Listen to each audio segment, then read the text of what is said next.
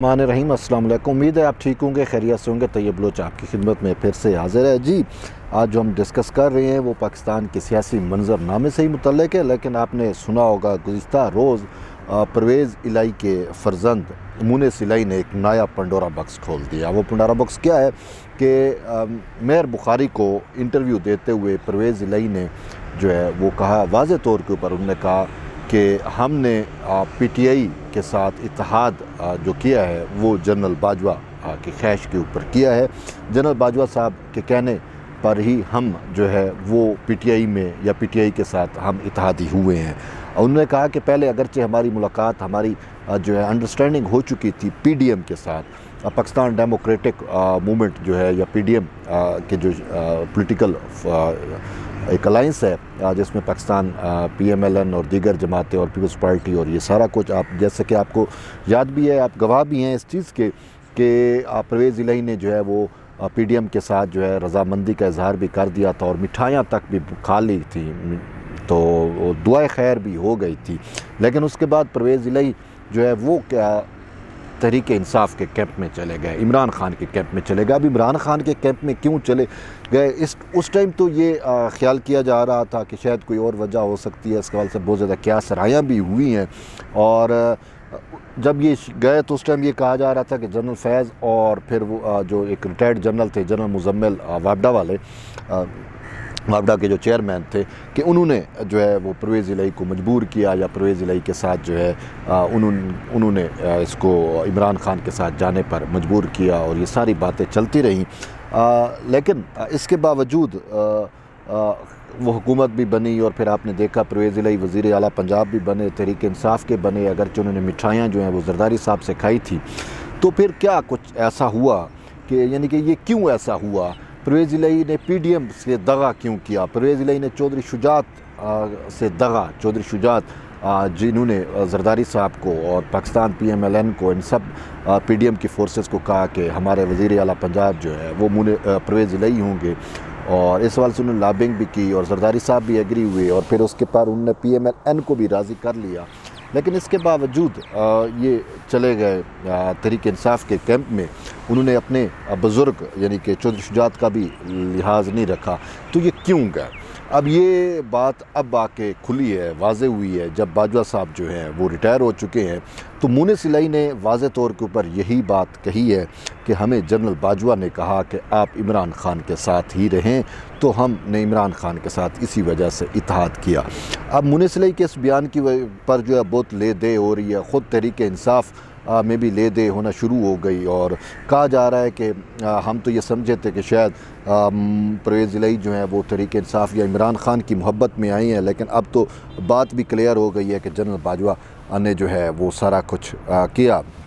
और फिर इसके बाद की सूरत हाल भी आपने देखी कि जिस तरीके से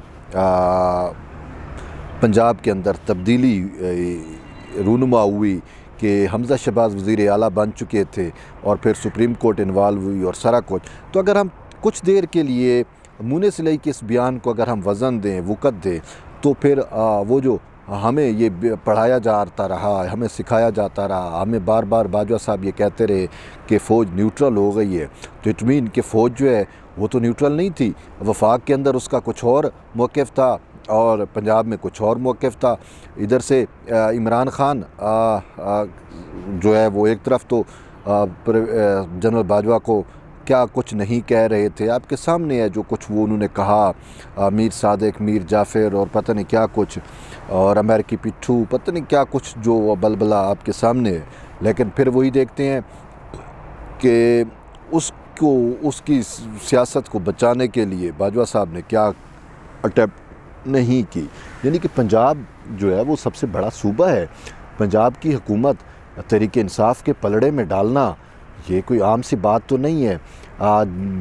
जिसको इमरान खान अपना दुश्मन बताता रहा वही उसका असल दोस्त निकला। वाह वाह, पाकिस्तानी सियासत की भी ना समझ नहीं आती।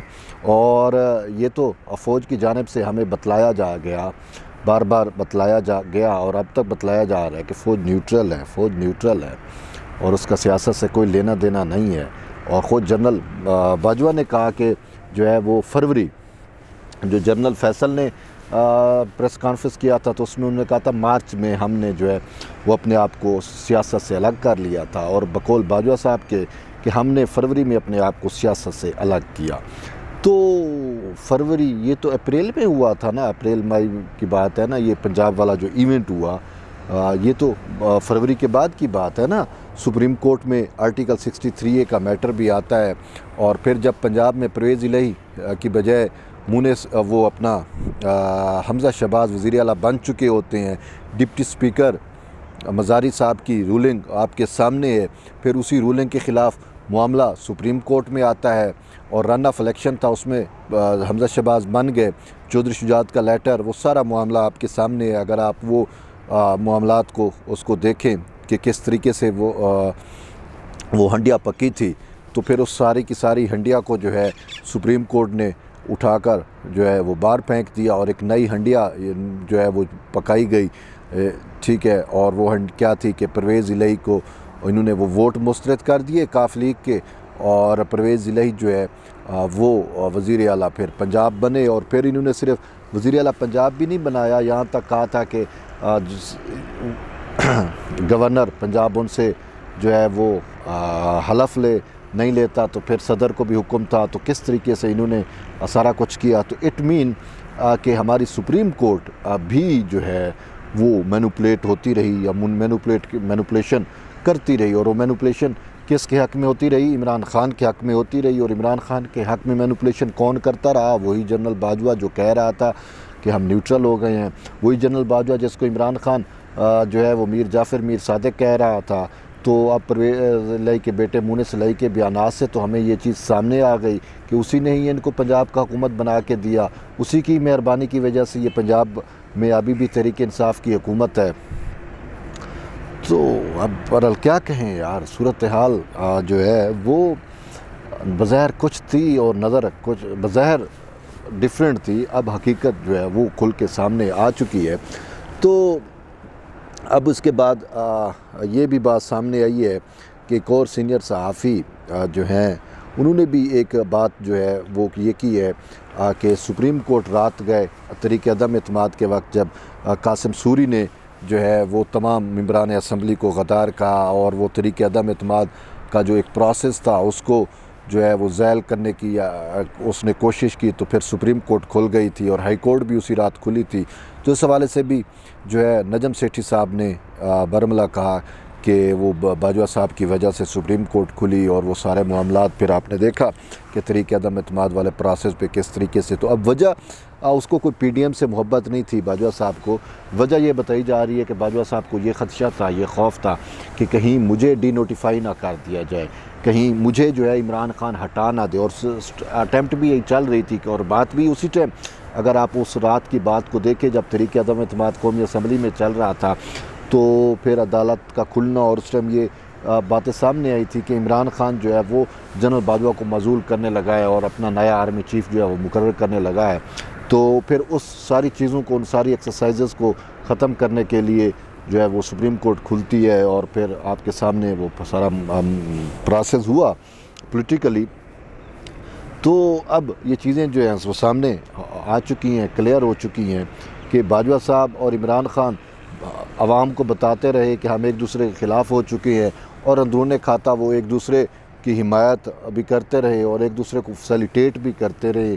पंजाब में हुकूमत बना बनाया PMLN का हुकूमत जो है वो ख़त्म कराया, और परवेज़ इलाही को वज़ीर आला पंजाब बनाया, तो बाजवा साहब ही बनवा के गए हैं।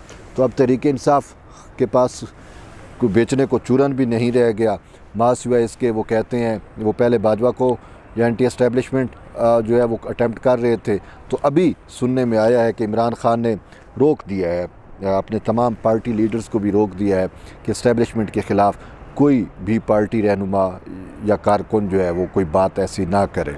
यानी कि एस्टेब्लिशमेंट आज भी इमरान ख़ान जो है वो एस्टेब्लिशमेंट के लगता है कि राज दुलारे हैं। इसी वजह से देखें ये सुप्रीम कोर्ट में इमरान ख़ान के ख़िलाफ़ तौहीन अदालत का केस चल रहा है ना, 7 मतलब हेयरिंग्स हो चुकी हैं, अभी तक सुप्रीम कोर्ट ये तयन नहीं कर सकी कि इमरान ख़ान ने तौहीन अदालत की या नहीं की, जबकि इनका एक जज वाज़े तौर के ऊपर ये लिख के दे चुका है कि इमरान ख़ान ने तौहीन अदालत की है। आज तो ये वफाकी हुकूमत को सीधा हो गया। सेक्रेटरी दाखिला की जो पिटीशन थी उस पर जो वकील पेश हुए कि आप किस ज़ुमरे में हमारे पास आ गए हैं, आपका तो कोई लोकल स्टैंडाई नहीं है। ये मामला जो है ये हमारे और इमरान खान के दरमियान है, यानी कि तौहीन अदालत का जो मामला है वो अदालत और तौहीन करने वाले के दरमियान होता है, इसमें कोई और फ़रीक नहीं बन सकता। तो आप क्यों फ़रीक बन गए हैं?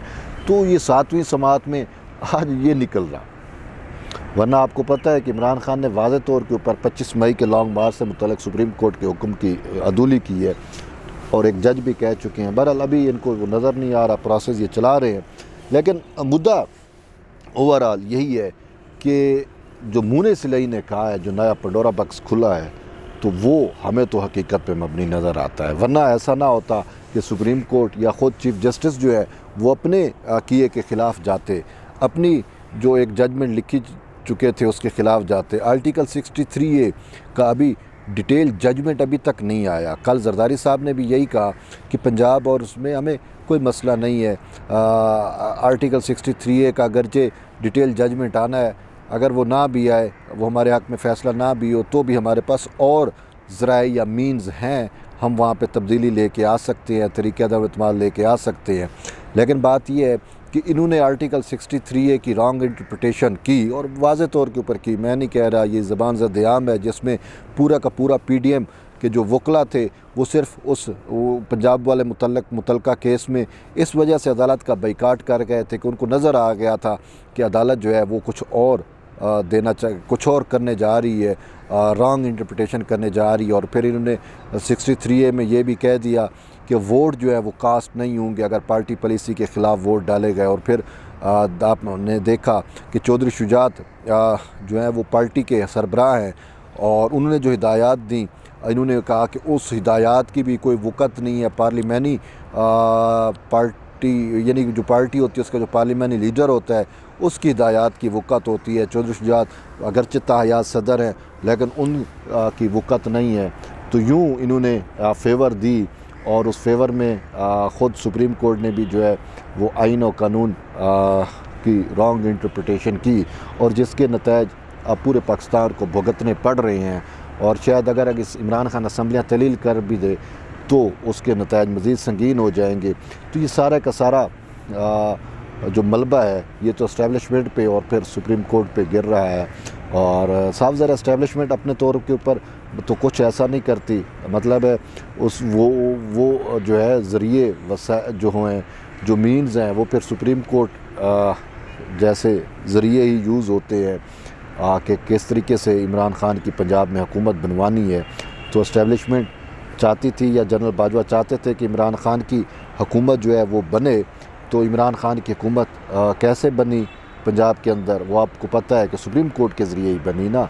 तो फिर सुप्रीम कोर्ट और इस टाइप के जो अदलिया और फिर जो दूसरे इदारे हैं इनके ज़रिए ये इस्टेब्लिशमेंट अपनी ख्वाहिशों को जो है वो पाया तकमील तक पहुँचाती है। बहरहाल अब एक बात तो है कि नए आर्मी चीफ़ आ चुके हैं, उन्होंने कंट्रोल एंड कमांड भी संभाल लिया और जनरल बाजवा तो माजी हो गए हैं।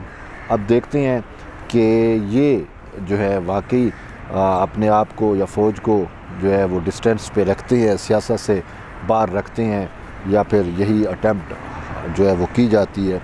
क्योंकि इमरान खान का सारा गंद जो है वो PDM को धोना पड़ रहा है। और ये भी बात चल रही है कि इस्टेब्लिशमेंट ने जो है वो इमरान खान को 2/3 अक्सरियत दिलवाने के लिए भी कुछ ऐसा किया, लेकिन ये चीज़ नज़र नहीं आती। ख़ासकर सदर जरदारी के होते हुए तो हमें ये चीज़ पॉसिबल नज़र नहीं आती। क्योंकि जरदारी साहब का जो कल आसमा शिराजी को इंटरव्यू है वो बड़ा वाज़ेह है, उसमें उन्होंने बहुत सारी चीज़ें की हैं। उसने कहा कि इमरान खान पॉपुलैरिटी की बात करते हो, कौन सी पॉपुलैरिटी? उन्होंने कहा कि इमरान खान MKM के ख़िलाफ़ कराची में इलेक्शन जीता, मेरे ख़िलाफ़ तो नहीं जीत सका। तो उन्होंने कहा अब भी इमरान खान जहाँ से भी लड़ेगा हम इसका मुकाबला करेंगे।